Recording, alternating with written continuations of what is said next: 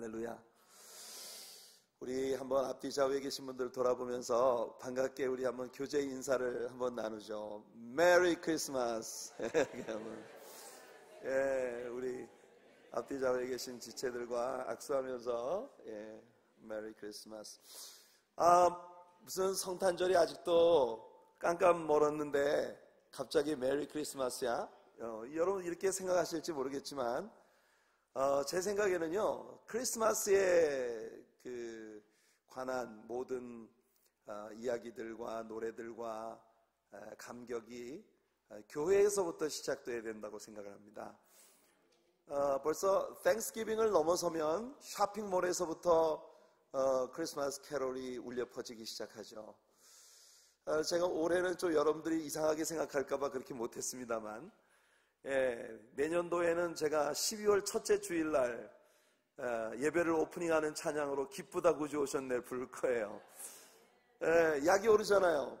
우리 예수님 탄생에 대한 하나님께서 우리에게 주신 그 놀라운 축복의 선물이신 예수님에 대한 찬양을 어디 쇼핑몰에서 먼저 나오게 해서 되겠습니까? 쇼핑몰이 우리를 따라오게 해야지. 그러니까 정말 예수님이 오신 것에 대한 가장 큰 감격과 은총을 누리는 것이 바로 우리들 아니겠습니까? 그러니까 우리는 예수님을 소유한 하나님의 자녀들로서의 그 확신과 감동이 이 세상의 어느 누구보다 넘치는 그런 우리들이 되어야 하겠습니다. 오늘 우리가 사도행전 7장 말씀을 펼쳐놓고 있는데요. 여러분, 스데반 집사님의 설교의 내용입니다. 지난 수요일 저녁 성경 여행을 하면서 우리 같이 나누었습니다만, 하나님의 교회 안에서 어떤 일에 종사하든 우리가 하나님의 교회를 섬기는, 예수님의 몸된 교회를 섬기는 일원이라면 당연히 우리는 하나님의 말씀에 대한 그런 아주 바르고 깊은 지식 위에 서 있어야 한다라고 하는 것을 우리가 배웠습니다.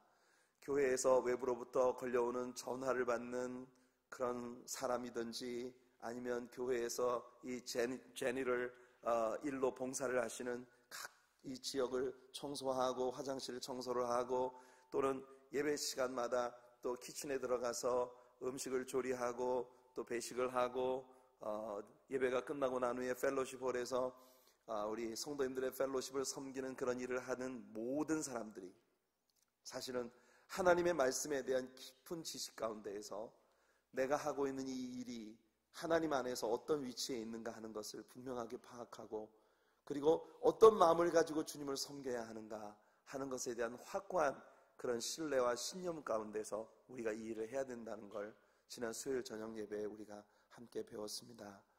여러분, 지금 이 사도행전 7장에서 산헤드린 앞에 끌려와서 담대하게 당시에 이스라엘의 종교적 정치적 지도자 그룹인 산헤드린 앞에서 거침없이 설교를 하고 있는 이 스데반이라는 사람은 지난 주일날 우리가 함께 다루었던 그 초대교회의 웰페어 프로그램을 운영하는 일, 이건 너무 거창한 설명이에요.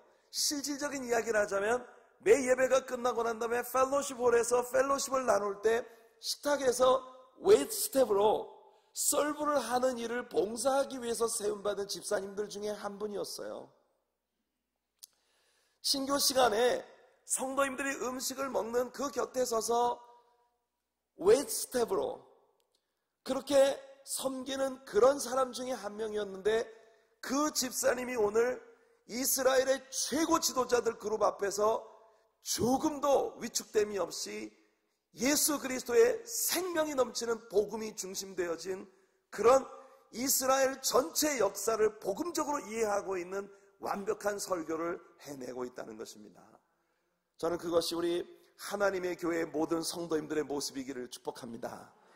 우리 하나님의 교회의 모든 성도님들이 하나님께서 여러분들을 어떤 위치에 세우든 그 자리에서 우리의 모든 역사 속에서 하나님이 어떻게 섭리의 손길을 움직여 오셨고, 하나님의 말씀이 창세기로부터 요한계시록까지 어떤 흐름을 가지고 있는지, 그 말씀들 속에서 예수님은 어떤 위치를 점하고 있고 그것이 오늘 나의 삶에 어떤 영향을 미쳤는지에 대한 완벽한 설명을 해낼 수 있는 말씀으로 충만한 우리 성도님들 되시기를 축복합니다. 스데반은 이스라엘의 지도자들 앞에서 그들의 최고의 자존심이고 그들의 최고의 자랑으로 여기고 있는 이스라엘의 역사 가운데 하나님께 쓰임받아온 인물들을 펼쳐내기 시작합니다. 아브라함이라는 사람을 갈대아 우르에서 불러내셔서 가나안 땅을 약속의 선물로 주시고, 그리고 그의 믿음의 아들 이삭을 통해서 메시아의 계보를 이어가게 하려는 하나님의 그 선포, 그리고 그 아브라함의 후손 가운데 야곱의 식구들이 애굽 땅에 내려갔다가 4대 만에 그 종되었던 삶을 청산하고 출애굽의 광영 가운데 광야로 나왔었던 그 일, 그 광야로 나오는 과정 가운데 그들을 이끌도록 하나님께서 세우신 모세라고 하는 사람의 120년 인생에 대한 그런 영적인 깊은 이해, 그리고 그 뒤에 가나안 땅에 정착한 후에 일어난 다윗과 솔로몬 왕가를 통한 메시아의 계보의 이어짐, 그 역사 가운데 하나님께서 직접적으로 보내신 수많은 선지자들에 대해서 교만하게 행하고 그 선지자들의 말에 아멘으로 화답하기보다 돌을 들어 선지자들을 치고 그들을 감옥에 가두고 톱으로 켜서 죽임을 당하게 하고 얼음구덩이에 내던졌던, 목이 곧고 마음에 할례받지 못했던 이스라엘의 전통적인 역사 속에 있었던 그들의 조상들처럼 오늘날 그 사내들인 공회에 앉아있는 너희 무리가 모두 목이 곧고 마음과 귀에 할례받지 못한 교만에 빠진 자들이라, 하나님께서 이 마지막 때에 너희들에게 보내신 선지자 예수 그리스도를 십자가에 못 박아 죽였다고 그렇게 담대하게 당대의 종교 지도자들을 문책하고 있는 그런 메시지를 스데반이 펼쳐가고 있는 것이에요.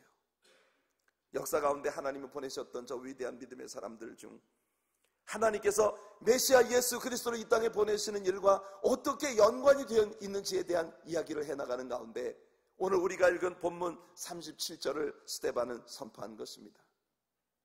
우리들의 본문에서 이스라엘 자손을 대하여 하나님이 너희 형제 가운데에서 나와 같은 선자를 세우리라 하던 자가 바로 이 모세다. 모세에 대한 이야기를 하는 가운데 그 모세가 선포했던 메시아에 대한 예언 한 구절을 그는 여기서 인용하고 있는 것입니다.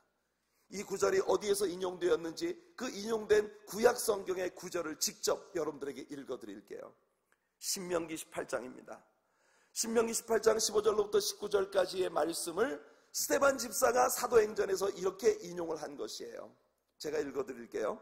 내 하나님 여호와께서 너희 중 내 형제 중에서 나와 같은 선지자 하나를 너를 위하여 일으키시리니, 여기서 너라고 번역되어 있는 2인칭 단수로 번역되어 있는 이 인칭 대명사는 바로 이스라엘이라는 국가를 상징하는 것이에요.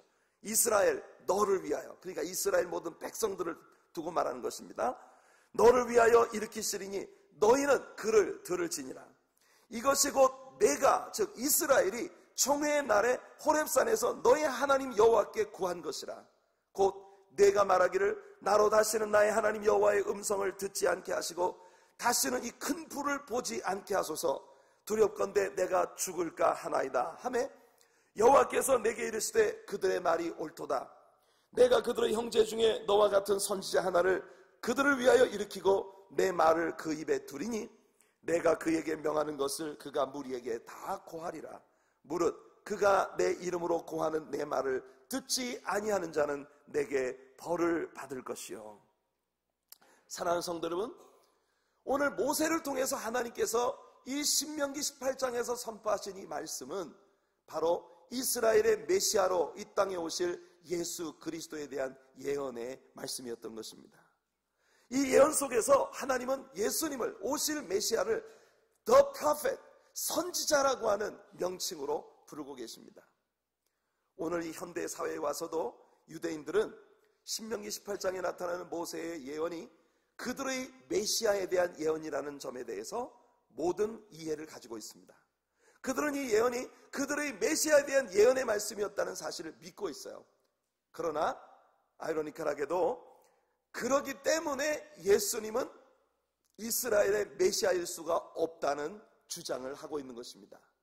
왜 그러냐면 오늘 우리가 읽은 이 신명기의 예언처럼 하나님께서는 너희 형제 가운데에서, 즉 이스라엘 백성들 중에서 너와 같은, 즉 모세와 같은 선지자를 세울 것이라고 말씀하셨기 때문에 오실 메시아는 반드시 사람이어야 하고 이스라엘 백성들 중에 하나여야 한다는 것이죠. 그런데 예수님은 당신 자신을 하나님의 아들이라고 부르셨고 아버지와 나는 하나이니라 라고 클레임하시면서 하나님과 예수님이 동일시 되시는 하나님이시라고 하는 것을 선포했기 때문에 분명히 이 예언은 이스라엘 백성 중에 평범한 한 사람으로 올 것이라고 했는데 예수님은 당신을 하나님의 아들이요 친히 당신이 아버지와 동일하신 하나님이라고 말씀하셨기 때문에 그는 이스라엘의 메시아가 될 자격이 없다고 주장을 하고 있다는 것이에요. 여러분, 예수님께서 이스라엘의 종교 지도자들에게 거절을 당하신 이유, 그리고 이방인의 손에 넘겨져 십자가에 못 박혀 죽임을 당하게 되신 이유도 예수님이 당신 자신을 하나님이라고 그렇게 선포하셨기 때문입니다. 요한복음을 공부해 보시면 종교 지도자들이 굉장히 예수님을 마땅치 않게 생각하다가 어느 순간 예수님이 하나님과 나는 하나라고 선포하실 때 종교 지도자들은 완전히 이제는 이렇게 참남한 블래스페임, 즉 신성 모독의 참남한 죄를 짓고 있는 이자와 말을 섞을 필요가 없다. 이 순간 이후로는 우리가 이 사람과 대화할 필요가 없다. 이것은 완전한 신성 모독이다. 그래서 예수님을 십자가에 넘겨주기로 완전히 결정을 내리는 그야말로 돌아올 수 없는 다리를 건너는 순간이 설명되고 있는 것을 우리가 볼 수가 있습니다. 오늘날까지도 유대인들은 이 구절이 메시아에 대한 예언이라는 사실을 확신하지만 예수님은 사람의 아들로 오셨으면서 동시에 하나님이시라고 하는 이 부분을 해결하지 못하기 때문에 그들은 이 예언을 예수님께 적용시키지 못하는 거예요. 세례 요한이 왔습니다. 그가 광야에서 사역을 할 때에 회개의 복음을 듣고 많은 사람들이 세례 요한에게 나와 요단강에서 세례를 받았습니다. 그때 여러분 당대 서기관들은요 종교의 이름으로 행해지는 모든 모임에 참관을 해서 이것이 성경적으로 이상이 없는지를 검토하고 백성들에게 이 사실에 대해서 알려야 할 책임을 가지고 있었습니다. 그렇기 때문에 서기관들로부터 보냄받은 사람들이 세례 요한을 만나러 왔습니다. 그리고 세례 요한에게 이렇게 질문을 던집니다. 너는 엘리야냐? 이 말은 너는 엘리야 같은 선지자 중에 한 명이냐? 요한은 말했습니다. 나는 엘리야가 아니라. 그 다음에 그럼 너는 메시아냐? 여러분 하나님의 이 무시무시한 심판의 선언과 회개의 외침은 당시 유대인들을 광야로 몰려나와 하나님 앞에 회개하고 가슴을 찢고 세례를 받게 만들었습니다. 그 놀라운 영향력 때문에 사람들은 이 자가 혹 메시아인가 하는 의문을 갖고 있었던 것입니다. 그러나 요한은 명백히 말했습니다. 나는 메시아가 아니다. 그 다음에 날아온 질문이 바로 이것입니다. Are you the prophet? 네가 그 선지자냐? 요한은 말했습니다. I am not the prophet. The prophet. 그들이 말하고 있는 그 선지자. 바로 이것이 스데반 집사가 오늘 본문에서 인용한 신명기 18장에 선언되었던 선지자에 대한 말씀인 것입니다. 당신이 바로 약속된 그 선지자입니까? 요한은 분명히 말했습니다. 나는 아니라고. 오히려 나는 그 선지자의 오실 길을 평탄케 하기 위해 앞서 보냄받은 엘리야의 심정을 가지고 앞서 나가 선지자의 그 길을 평탄케 하기 위해 보냄받은 광야에 외치는 소리입니다. 여러분 이스라엘 사람들에게는 이 prophet, the prophet, 그 선지자에 관한 이 메시지가 굉장히 중요한 것이었어요. 하나님께서 이 선지자의 존재에 대하여 우리에게 설명해 주셨습니다.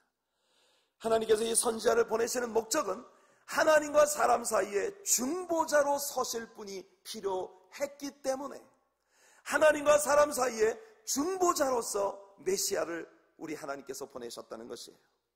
그래서 하나님은 그가 모세와 같은 역할을 하게 될 것이라고 선포하신 것입니다. 하나님께서 이스라엘 백성들에게 신의 광야에서 나타나셨습니다. 그들이 호렙산에 이르렀을 때 갑자기 백주대낮에 하늘이 새카만 구름으로 깜깜하게 뒤덮이더니 그 속에서 불꽃이 나고 번개가 치고 뇌성이 번득이며 나팔 소리 같은 하나님의 음성이 그들에게 들려왔습니다. 이스라엘 백성들은 그렇게 그들 가운데 임재하셔서 그들에게 말씀하시는 하나님의 직접적인 임재 앞에 서는 일이 얼마나 두려운 일인지 정말 오금이 저려서 미칠 것 같았어요. 그래서 그들은 모세에게 나와 모세에게 요청했습니다. 모세요, 하나님이 직접 우리에게 다시는 말씀하지 않게 해주십시오. 하나님이 우리에게 직접 말씀하시는 걸 우리는 견딜 수가 없습니다. 당신이 우리를 대신해서 하나님께 나아가 하나님의 음성을 들으시고 그 다음 하나님을 대신해서 우리에게 나오셔서 하나님 말씀을 선포하시면 우리는 무조건 순종하겠습니다. 이게 이스라엘 백성들의 말이었어요. 그래서 이 순간 모세는 하나님과 이스라엘 백성들 사이에 중간적인 존재로 서게 되는 중보자로서 하나님 앞으로 나가고 하나님 음성을 가지고 백성에게 왔던 것입니다. 바로 오실 선지자 혹은 메시아는 바로 그런 위치에서 인간을 대표해서 하나님께 나아가고 하나님을 대표해서 인간에게 나오실 그런 중간적인 중보자의 위치를 차지할 분이라고 하는 것이 바로 모세의 예언이었고, 스데반 집사는 그의 설교 가운데서 모세의 예언이 예수 그리스도에게서 완전히 성취되었다는 것을 당대 이스라엘 관원들 앞에서 선포하고 있었던 것입니다. 여러분, 오늘 우리 성탄절을 이제 겨우 2주 앞두고 있는 이 상황에서 성탄절에 우리에게 보냄받으신 예수 그리스도의 존재에 대하여 한번 깊이 생각해 봅시다. 그는 중보자로 우리 가운데 오셨습니다. 세상에 태어난 모든 인생에게 중보자에 대한 필요성은 가장 절실하고 모든 사람들에게 현실적인 그런 필요였습니다. 왜냐하면 우리 하나님은 infinite, 무한하신 하나님이시고, 인간이라고 하는 존재는 finite being, 제한된 존재이기 때문에 육체의 제한을 받고 시공의 제한을 받고 모든 것에 제한받는 그 finite한 존재로서의 유한한 존재로서의 인생이 그 끝도 없이 위대하신 하나님 존재 앞에 선다고 하는 건 불가능한 일이라는 것이에요. 여러분들은 무한이라는 것에 대해서 이해하십니까? 영원이라는 것에 대해서 이해하시나요? 우리는 영원이라는 것이 존재한다는 것을 성경에서 배워서 압니다. 그러나 실질적으로 영원을 설명할 방법이 없어요. In the beginning, God created the heavens and the earth. 창세기 1장 1절이 그렇게 선포합니다. 베레시트, 히브리 말로 in the beginning, 처음에. 그런데 그 처음이 대체 언제입니까?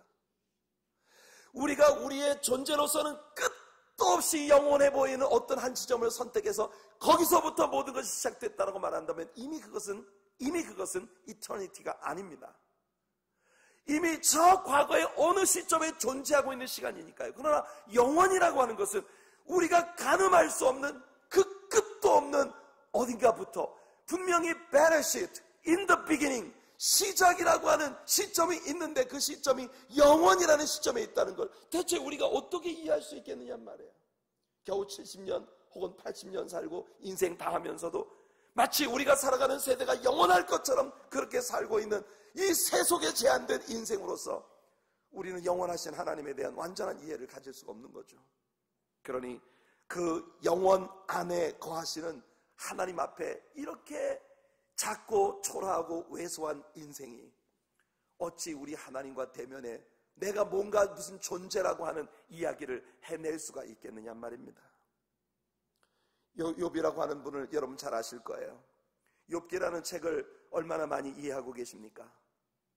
많은 경우에 욥기 하면 사람들이 생각하기를 하나님의 의로운 사람이 세상에 많은 시련과 연단을 받아도 끝까지 참고 견디다 보면 쨍하고 해뜰 날 돌아온단다. 이게 욥기의 주제라고 생각하는 경우가 많아요.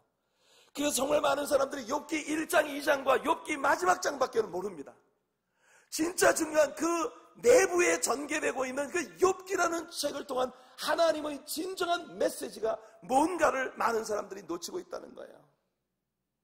욥이라는 사람은 하나님께서 보실 때 당대 동방에서 최고의 의로운 사람이었습니다. 그는 엄청난 부자였습니다. 그가 가지고 있는 재산과 모든 재력을 마치 록펠러처럼 그렇게 여러분 정말 많은 사람들을 위해서 풀어서 사용했던 그런 자선사업가였어요. 우리가 욥기 29장을 읽어보면 I, my, me, mine 챕터라고 불리워지는 욥의 고백들이 나옵니다. 내가 어떤 일을 했다는 것을 그가 프레이드를 펼치고 있는 거예요. 과부들을 위해서 쉘터를 제공하고 고아들의 아버지가 되어주고 가난하고 어려운 자가 내게 찾아왔을 때 얼굴을 숨긴 적이 없고 이 세상의 모든 사람들에게 존경받을 만한 의로운 일로 꽉 들어찬 그의 인생에 대한 자만심을 욥은 가지고 있었어요. 그런 그 욥을 한번 시험해 보겠다고 사탄이 하나님께 나와 퍼밋을 신청합니다. 우리가 여기서 배우게 되는 건 하나님의 사랑받는 아들, 딸들에게 벌어지는 모든 일들은 하나님의 허락이 없이는 벌어지지 않는다는 것이에요. 그런데 하나님께서 퍼미션을 주셨다면 거기에는 분명히 이 모든 일의 끝에 합력해서 선을 이루는 하나님의 유익이 기다리고 있다는 사실을 우리는 믿어야 한다는 것입니다. 사탄이 여러분들을 괴롭히기 원하지만 그는 하나님의 허락하신 한도 내에서만 일할 수 있다는 거예요. 욥의 재산에 손을 대라 그러나 그의 몸은 건드리지 말아라. 그뿐입니다. 욥의 몸에 손을 대되 그의 생명은 건드리지 말아라. 오직 하나님이 허락하신 한도 내에서만 사탄은 일할 수 있었고, 그리고 사탄은 이 일을 통해서 욥의 신앙이 별거 아니라는 걸 증명하고자 했지만 하나님은 욥이 이 시련을 통과해 나가며 완벽한 하나님 앞에서의 의인으로 설 수 있게 되기를 우리 하나님은 기대하시고 바라보셨던 것이에요. 하나님이 이기셨습니다. 이기실 수밖에 없죠. 우리는 그런 하나님의 아들, 딸들입니다. 오늘 여러분들의 생에서 어떤 고난과 역경과 아픔을 겪고 계시다 하더라도 여러분들의 아버지가 모든 것을 합력해서 선을 이끌어내실 수 있는 전능하신 하나님이시라는 사실을 믿으시기를 축복합니다. 오늘은 울음이 오늘 밤에 내게 기숙할지라도 내일 아침에는 기쁨으로 눈을 뜨게 될 것입니다. 이것이 하나님을 믿는 아들, 딸들의 기대예요. 여러분, 욥이 고난을 받자 욥의 친구들이 멀리서부터 욥을 만나러 왔습니다. 고난받는 욥의 곁에서 옷을 찢고 죄를 뒤집어 쓰고 티끌을 날리며 그의 곁에 앉아 일주일 밤낮으로 울면서 그 친구들이 아무 말도 입 밖에 내는 사람이 없었어요. 여러분들에겐 이런 친구가 있으신가요? 얼마나 멋진 친구들입니까? 고난받는 그 친구를 위해서 일주일 동안을 밤낮으로 옆에 앉아 한마디 말도 없이 울어줄 수 있었던 정말 뜨거운 가슴을 가진 그 친구들. 그런데 말입니다, 욥을 위로한답시고 그 곁에 다가왔던 그 친구들이 욥을 끔찍하게 고통스럽게 하는 자가 될지 누가 알았겠습니까? 인생이라는 건 이런 거예요. 오늘 내 친구라고 믿었는데 내일은 나를 끔찍하게 힘들게 하는 사람이 되는 것. 우리에게는 그런 교만이 있습니다. 고난받는 사람 곁에 다가가면요, 고난받는 그 사람에 대해서 상대적 우월감을 우리는 얻기를 원해요. 그래서 이 사람을 어깨를 두드리면서 그래 다 그런 거지 뭐 그럴 수 있어 이렇게 말하면 속으로는 나는 너보다 훨씬 나아 그래도 나는 이런 일을 당하지 않으니까.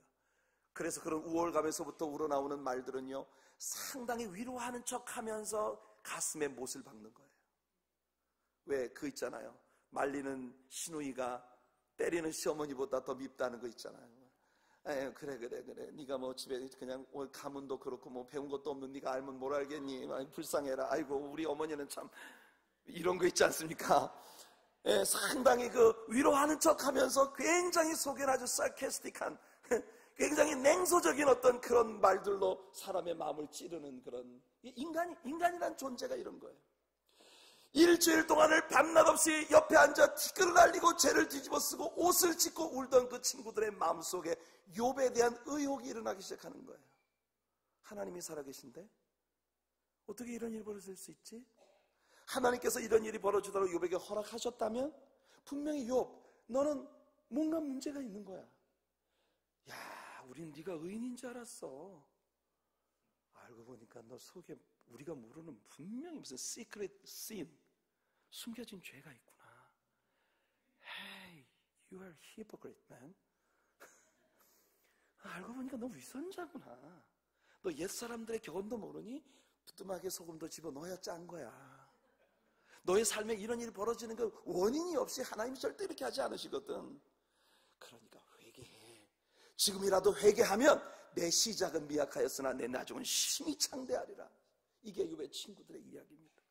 여러분 제발 어디 비즈니스 오픈하는 집에 가서 내 시작은 미약하였으나 내 나중은 심히 창대하리라 이 액자 선물로 가져가지 마세요.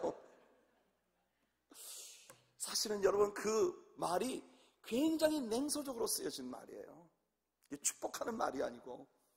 여러분 그런 말들 속에서 욥이 얼마나 고통을 받았는지 욥기 16장을 보게 되면은 욥이 이렇게 말합니다. 이런 말은 내가 많이 들었나니 너희는 다 번뇌케 하는 안위자로구나. 와우, 너희는 다 번뇌케 하는 안위자로구나. 이 번뇌케 하는 안위자라는 말이 영어 성경에 보면요, you are miserable comforters 그렇게 말합니다. miserable comforters. 여러분 얼마나 이 대조가 되는 두 개의 단어가 있어요. misery 하시잖아요. 너희는 정말 나를 아주 끔찍하게 하는, 나에게 너무나 끔찍한 고통을 주는 아주 나를 고문하는 자들이야. 그런데 comforters, 너희는 나를 comfort 한다고, 위로해 준다고, 격려해 준다고 내 등을 또닥거리고 있지만 사실은 내게 misery를 갖고 오는 자들이야. 난 아주 끔찍해 죽겠어. 그런 말은 누가 못해? 욥이 말합니다. 내가 너희들의 입장에 있고 내가 너희들의 입장에 있고 너희들이 내 입장에 있다 치자.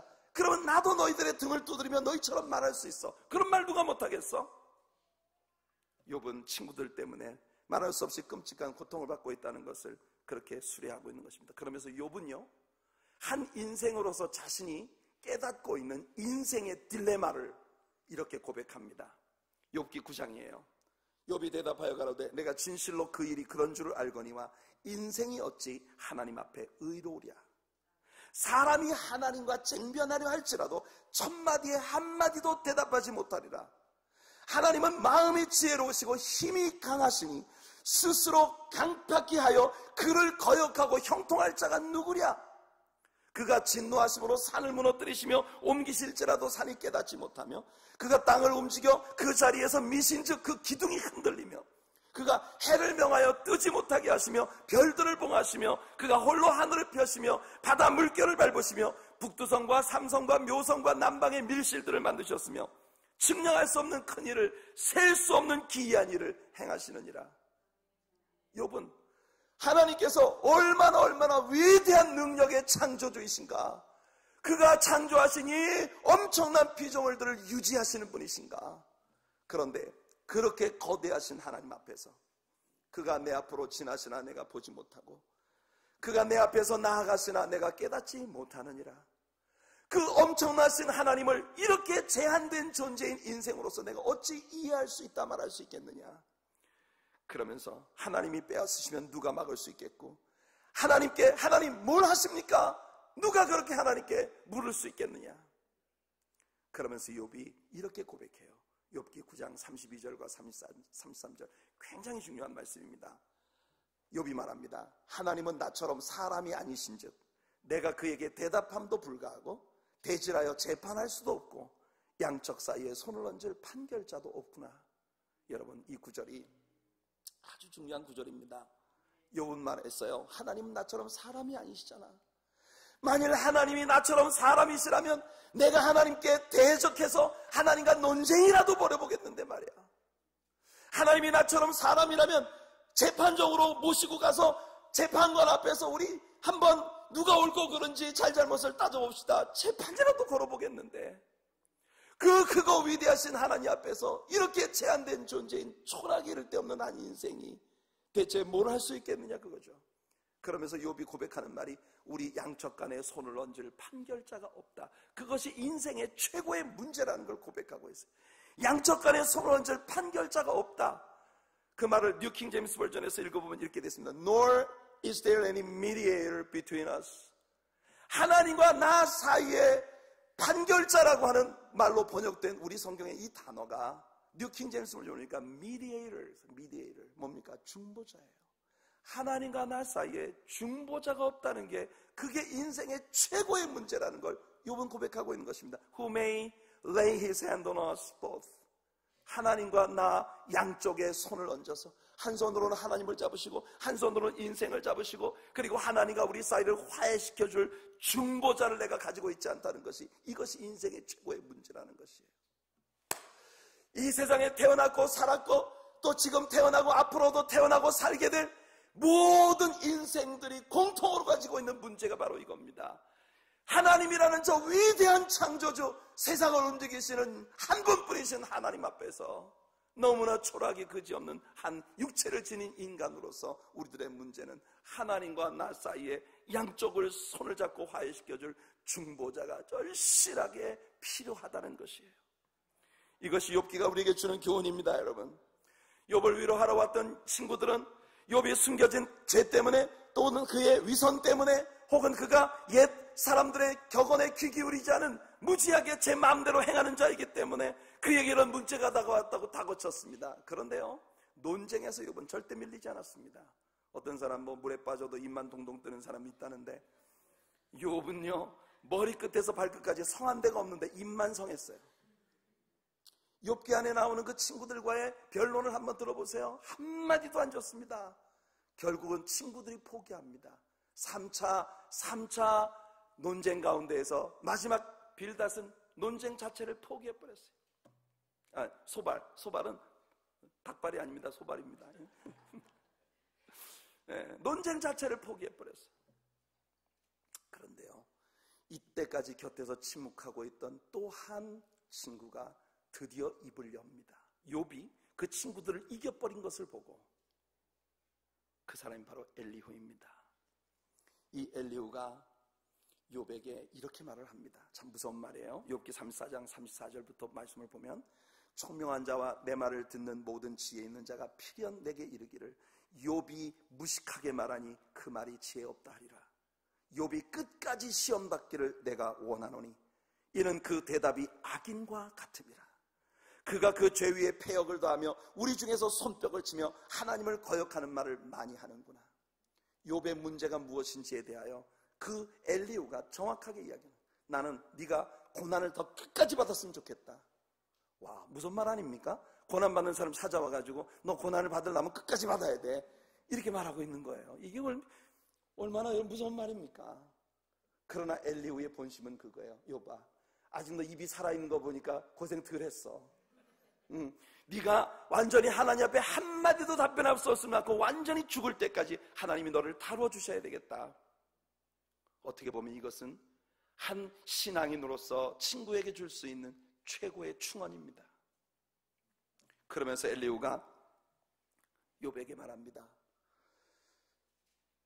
이 친구들은요, 욥아, 네가 이런 시련을 받기에 합당한 뭔가 죄를 지었어 라고 다그쳤어요.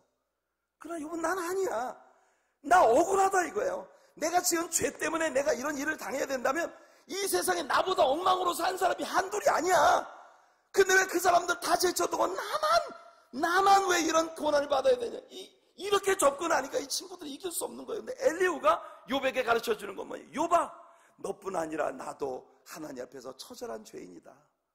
우리 같은 인생이 하나님이 하시는 그 일들을 어찌 이해할 수 있겠느냐.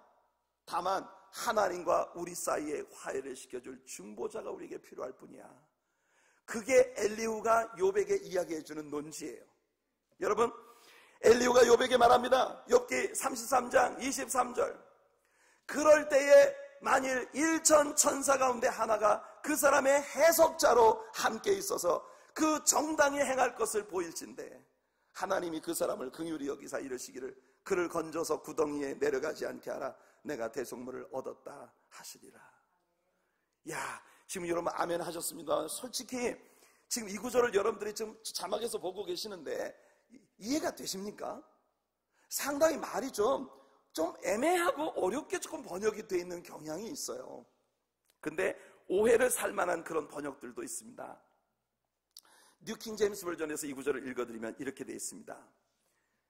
아까 만일 1천 천사 가운데 하나가, 이렇게 되는 말이 If there is a messenger for him, a mediator. 이 해석자라고 번역된 단어가 또다시 mediator, 중보자입니다. 메신저리라고 하는 것은 우리말에 천사라고 번역이 되었지만 사실 천사라는 말이 똑같아요. 앙겔로스, 헬라어로는 앙겔로스라는 말이 천사라는 말도 되면서 동시에 말씀을 선포하는 하나님께서 보내신 사자라는 의미도 있어요. 그래서 이 땅에 하나님께로 보냄받은 수많은 선지자들 가운데 중보자이신 그 한 분이 one among 8,000, 1천 메신저들 가운데, 1천 선지자들 가운데 중보자이신 그 한 분이 오실 때에 to show men His uprightness. 그가 하나님의 의를 사람에게 보이시기 위해서 오실 때, 여기 정당히 행할 것을 보일진데 참 어렵잖아요, 그죠? 근데 하나님의 의를 사람에게 부여하시기 위해서 오실 때, 예레미야가 말한 것처럼 그는 여호와 우리의 의가 되시는 분이세요. 바로 내가 죽어야 할 그 자리에서 십자가에 대신 못 박혀 죽으심으로 말미암아 하나님으로서 그의 완전한 의를 우리에게 전가시켜 주실, 우리를 완전히 의롭다함 받게 만들어 주실 그 일천 선지자 중에 한 분이신 미디에이를 중보자 예수님이 오실 때에 바로 그 뜻입니다. Then, 그러면 He is gracious to him. 지금까지 사람을 구덩이에 빠뜨릴 것처럼 무시무시한 맹렬한 진노로 인간의 죄에 대해 분노하시던 그 하나님이 He is gracious to him. 갑자기 사람에게 놀라운 은총의 하나님이 되셔서 and says, 말씀하시기를 deliver him from going down to the pit. 끝없는 무적행, 저 엄청난 사망의 구덩이에 빠지는 것으로부터 저 사람을 끌어올려라. I have found a ransom. 내가 저 사람을 위한 대속물을 얻었느니라. 할렐루야. 바로 엘리후는 이 욥에게 너의 문제가 뭔지 알아? 네가 수레한 것처럼 네가 세상에서 아무리 의로워도, 아무리 착하게 살아도, 아무리 똑똑하다 하더라도 그 완전하신 하나님 앞에 한 사람의 죄인에 불과해. 그래서 너의 문제는 뭐냐? 하나님과 너 사이에 중보자로 서셔서 네가 죽어야 할 그 자리에 대신 죽어주심으로 말미암아 그의 의를 보시고 하나님께서 너를, 저 사람을 지옥에 빠지는 것으로부터 건져 올려라. 내가 이 사람을 위한 대속물을 얻었다 라고 선포하시는 그 일이 너에게 필요한 것이야. 엘리후가 드디어 욥의 문제가 무엇인지를 지적해 준 것입니다. 그리고 난 다음 욥이 하나님 앞에 고백하게 되는 거예요. 엘리후가 중보자의 필요성에 대해서 욥에게 깨우침을 주었을 때, 그때까지 침묵하시던 하나님께서 비로소 입을 열어 욥을 충하기 시작하시는데, 75개의 문장에 90개의 질문을 욥에게 퍼부으시는데 욥이 한마디도 답변을 못합니다. 그리고 나서 욥이 하나님께 이렇게 고백합니다. 욥기 42장 1절로 6절이에요. 욥이 여호와께 대답하여 가로되 주께서는 무소불능하시오며 무슨 경영이든지 못 이루실 것이 없는 줄 아오니 무지한 말로 이치를 가리우는 자가 누구니까? 내가 스스로 깨달을 수 없는 일을 말하였고 스스로 알 수 없고 헤아리기 어려운 일을 말하였나? 욥의 고백이 뭔지 아세요? 내가 지금까지 참 많은 말을 했는데 알고 보면 내가 뭔 소리를 한지도 모르고 떠들어졌겠다 그거예요. 그게 욥 자신의 고백입니다. 무지한 말로 내가 이치를 가리고 있었습니다. 하나님 용서해 주십시오. 그래서 욥이 고백하는 말이 뭐냐? 내가 말하겠사오니 주여 들으시고 내가 주께 묻겠사오니 주여 내게 알게 하옵소서. 주님 나에게 깨우침을 주십시오. 그리고 욥이 말합니다. 내가 주께 대하여 귀로 듣기만 하였사더니 이제는 눈으로 주를 배움나이다. 할렐루야. 오늘 우리 하나님의 교회 모든 성도님들이 이렇게 고백할 수 있는 자리에 들어가게 되기를 축복합니다. 이제까지 내가 하나님에 대해서 귀로 듣기만 했었을 뿐인데 이제는 비로소 내가 주님을 눈으로 뵙게 되었나이다. 이제는 내가 하나님을 압니다. 이제 내가 진짜 하나님을 만났습니다. 그 고백을 하나님 앞에 올려 드릴 때에 하나님께서 욥의 모든 죄를 사하시고 내가 스스로 하나고 티끌과 죄 가운데서 회개하나이다 라는 그 욥의 고백을 받으시고 그의 모년에 갑절의 축복을 부어 주셨다는 것이에요. 이게 욥기의 스토리입니다. 욥기는 의로운 사람이 턱없이 고난받았을 때 억울하지만 참고 견뎠더니 쨍하고 해뜰라 돌아왔다 이거 아니에요. 욥처럼 세상 모든 사람에게 칭송받고 칭찬받을 수 있는 최고의 의인, 최고의 부자, 최고의 권력자라 하더라도 예수님 없이는 아무도 구원받을 수 없고 하나님 앞에 설 수 없다는 게 욥기의 주제입니다. 그리고 그것이 성경 전체의 주제입니다.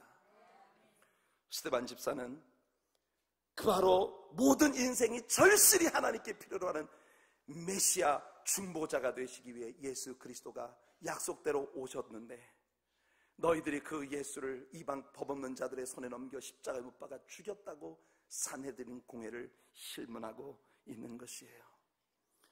여러분이 이 세상에서 누가 보더라도 가장 깨끗하고 청결하고 완벽한 사람이라고 칭송 듣고 계신가요? 여러분이 가지고 있는 모든 세상적인 가치 기준에 의한 최고 퀄리티의 칭찬과 칭송을 여러분이 받고 계신가요? 그렇다 하더라도 여전히 한 죄인으로 이 땅에 태어난 우리들 모두는 너나 할 것 없이 메시아, 중보자, 선지자 예수 그리스도가 필요한 존재이고, 그래서 예수님은 이 성탄의 계절에 그 아들 예수 그리스도를 우리를 위해 보내어 주셨다는 것입니다. 이사야 64장 6절은 말합니다. 대저 우리는 다 부정한 자 같아서 우리의 의는 다 더러운 옷 같으며 우리는 다 쇠폐함이 잎사귀 같으므로 우리의 죄악이 바람같이 우리를 몰아가나이다. 세상에서 내가 최고로 의롭다고 주장할 수 있을 때에도 하나님 앞에 내가 서면 여전히 우리는 filthy rags, 더럽고 너덜너덜한 누더기에 불과하다는 거예요. 걸레쪽에 불과하다는 거예요. 이게 인생의 진상입니다. 여러분들이 얼마나 의롭게 살아오셨나요? 얼마나 여러분들 세상 모든 사람에게 칭송받을 만한 그런 의로운 삶을 살아오셨나요? 그렇다 손 치더라도 하나님 앞에서 내 자신의 의를 가지고 나가면 우리가 filthy rags. 박영선 목사님이 그런 표현을 했어요. 해표 식용유 튀김가입니다. 그 하나님의 완전한 의 앞에 우리가 잘났다고 나가면 우린 전부 바삭바삭한 크리스피 칩스가 된다는 거예요. 그것이 인생의 문제입니다.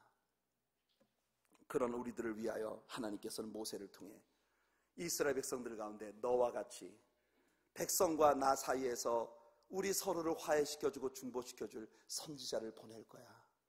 그 선지자가 바로 이 성탄에 우리에게 오신 예수 그리스도이신 것입니다. 이제는 여러분들이 하나님께서 보내주신 이 아름다운 선물에 대하여 어떻게 반응할 것인가 하는 문제만 남은 것이죠. 성도 여러분, 여러분들은 이 성탄에 하나님 앞에서 무엇을 하시겠습니까? 하나님은 절대 여러분과 싸우고 싶어 하지 않으십니다. 혹시 지금 하나님과 전쟁을 벌이고 계신 중에 계시다면 제가 여러분들에게 충직한 조언을 드릴게요. 깨끗이 포기하십시오. 절대 이길 수 없습니다. 여러분들의 싸움은 절대로 이길 수 없어요. I guarantee you. 그러나 하나님을 이길 수 있는 아주 완벽한 방법이 하나 있죠. 그것이 뭐냐면, 아버지 맞습니다. 나는 하나님 앞에서 처절한 죄인입니다. 나는 하나님 앞에서 누더기처럼 너덜너덜해졌습니다. 그래서 당신의 아들 예수 그리스도의 보혈이 제게 필요합니다. 사랑의 왕 예수 그리스도, 오늘 우리 성가대의 찬양처럼 그래서 하나님은 오직 사랑으로 우리들에게 구원의 길을 보이시려고 그 아들 예수 그리스도를 보내주신 것이에요. 그는 본래 하나님과 본체이셨지만 하나님과 동등됨을 취할 것을 여기지 아니하시고 스스로 자기를 비어 종의 형체를 가지사 사람의 모양으로 나타나셔서 죽기까지 복종하셨습니다. 십자가에 죽으셨습니다. 그리고 그에게 하나님께서 모든 이름 위에 뛰어난 이름을 주셔서 만민의 입으로 그를 주로 시인하게 하고 하늘에 있는 자들과 땅 위에 있는 자들과 땅 안에 있는 자들 모든 무릎을 예수 이름에 꿇게 하시고 그 모든 입으로 예수를 주로 시인하여 하나님 아버지께 영광을 돌리게 하셨느니라. Every knee shall bow, every tongue confess that Jesus Christ is the Lord. 예수 그리스도만 우리의 주인이십니다. 우리의 주님이십니다. 모든 무릎이 그 앞에 꿇게 되고 모든 입이 예수를 주로 시인하게 될 것이에요.